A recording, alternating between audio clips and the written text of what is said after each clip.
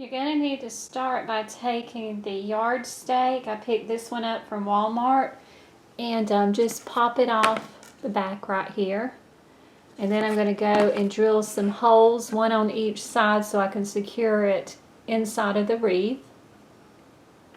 Next, I will be adding a layer of Mod Podge just to make this a little bit more weather resistant. Just give this a quick coat of Mod Podge to seal it and keep it a little bit more weatherproof. You can use a pre-made bow, or you can go down if you want to make your own. I have a complete tutorial on how to make one of these bows. If you subscribe to my channel, once you get into my playlist, just look for the title on how to make a bow for a fall wreath, and I'll have a complete tutorial on how to do this. Next, take your clippers and snip the bundles down. You want the stem to be at least 5 inches.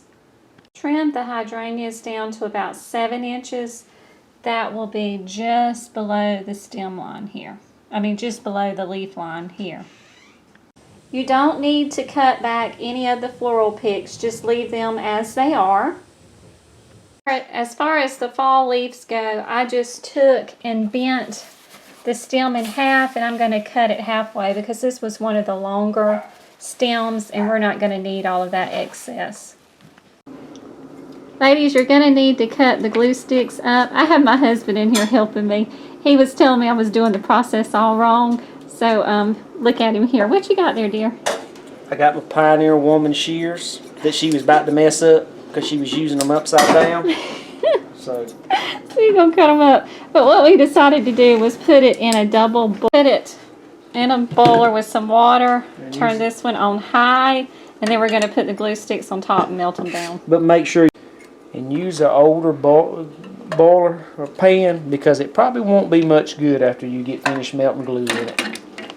Don't you just love it? We like to have this as a family affair. Yeah. It makes everything so much better. Yeah, boy. I like to kind of lay everything out to kind of get an idea where everything's going to go, and then once my glue is melted, we'll just take the ends right here, put them in the hot glue, and then secure them into the wreath. Take your stems and dip it into the hot glue, and then take it and just secure it into your wreath. Okay, and this is what we've got so far. This is the top portion of it, and now we're getting ready to start on the bottom. Okay, this is what the bottom half is looking like, and I'm probably going to have to go back and put some wire to secure it a little bit in these places because they're wanting to poke out a little bit.